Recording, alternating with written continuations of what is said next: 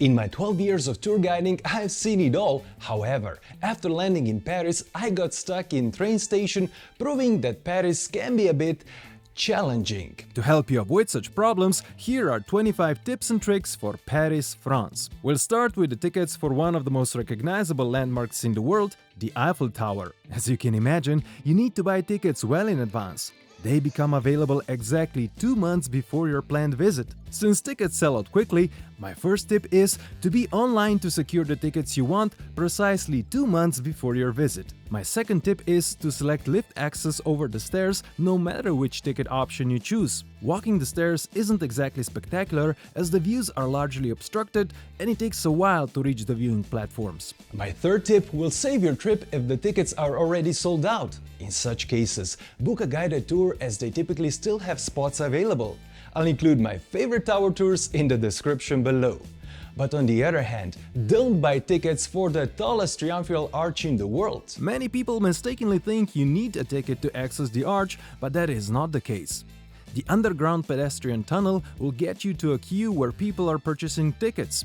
The trick is to simply bypass this queue and walk up the stairs right under the arch. This will save you a lot of time and 16 euros. The ticket only grants access to the viewing platform on the top of the arch, which I think is not essential if you already visited the Eiffel Tower. I also want to share a trick on how to avoid long queues at one of the world's largest art museums, the Louvre. Naturally, the first thing to do is to buy tickets online.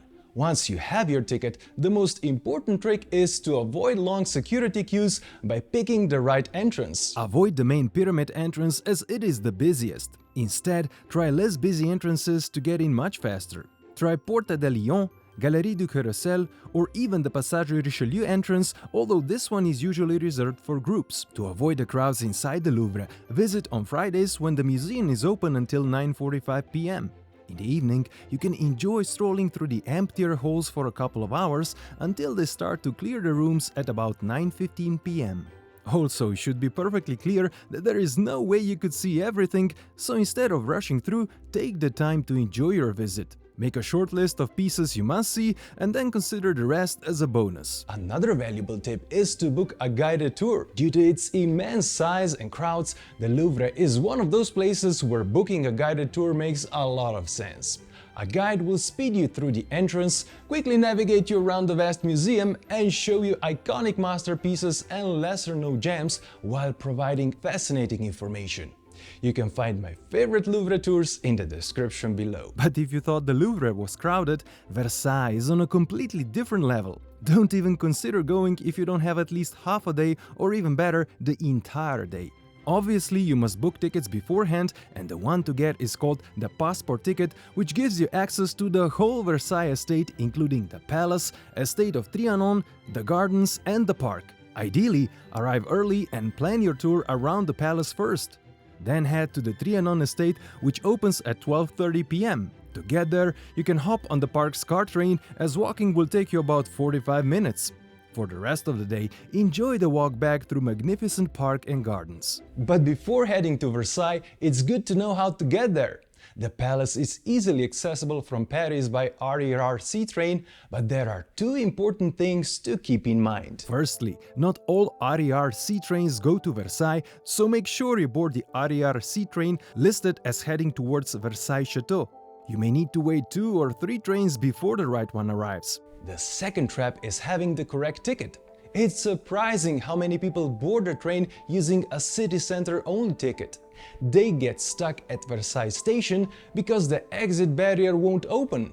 Ticket options can get very complicated, but I'll keep it simple. Metro, bus, tram and RER trains can be used with the same ticket. You'll find ticket offices or ticket machines at all metro and RER railway stations, at the airports and at some bus and tram stations. For single, one-way trips around the city center, get a T+ ticket.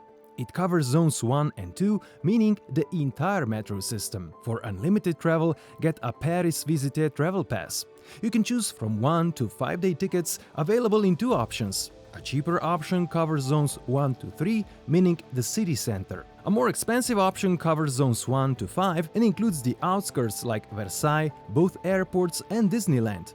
If you want a single ride ticket to the outskirts to reach Versailles, Disneyland or the airports, you can't go wrong if you buy the tickets from a person at the ticket office. To get in and out of metro or train station, you must validate the ticket at the automatic barrier.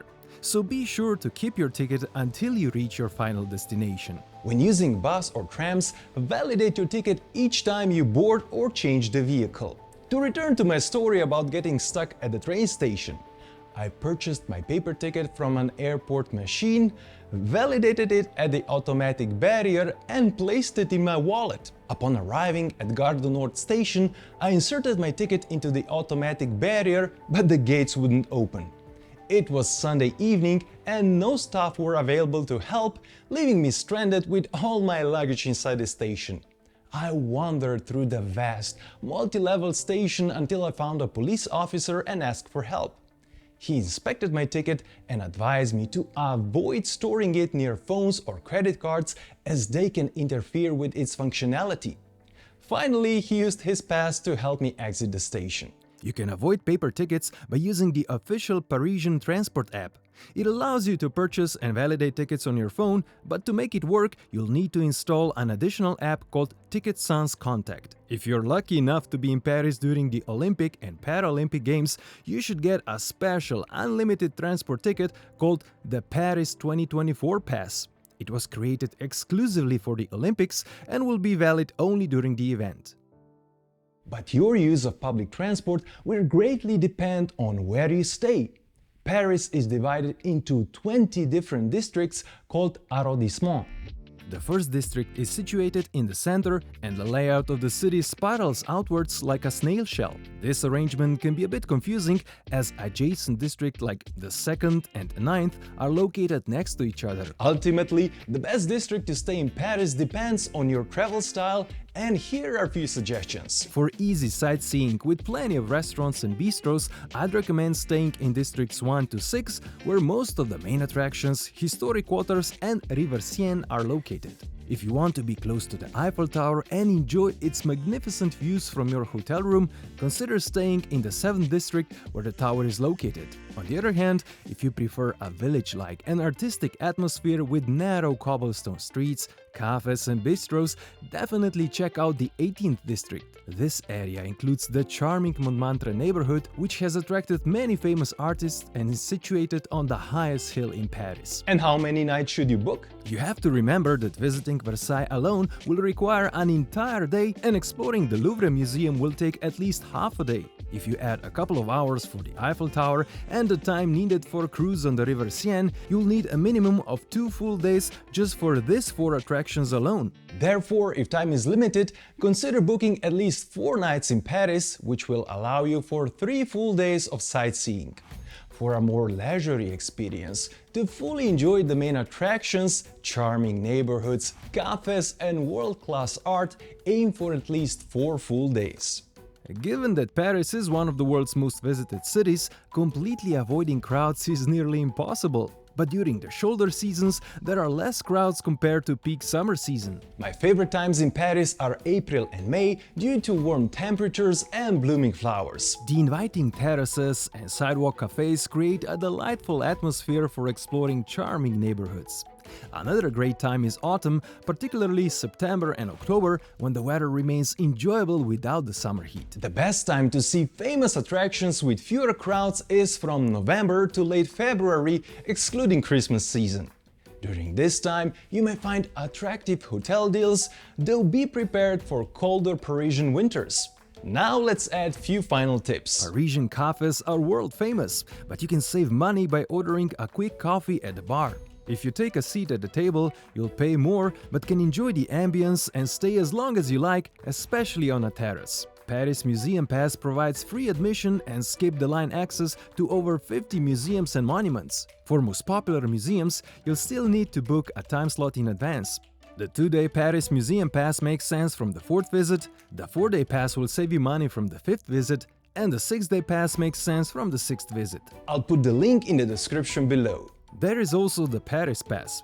Basically, it includes Paris Museum Pass and adds free admission to other major attractions, free tours and other experiences. It also includes hop-on, hop-off bus tour. Similar to the Paris Museum Pass, some attractions require to book a time slot in advance. If you're well organized and plan to do a lot in a short amount of time, the Paris Pass can make sense. Otherwise, I wouldn't bother getting it. Around popular attractions in Paris, you'll often be approached by strangers asking you to sign a petition or buy a bracelet. These are scammers who will demand money from you after you give them your signature.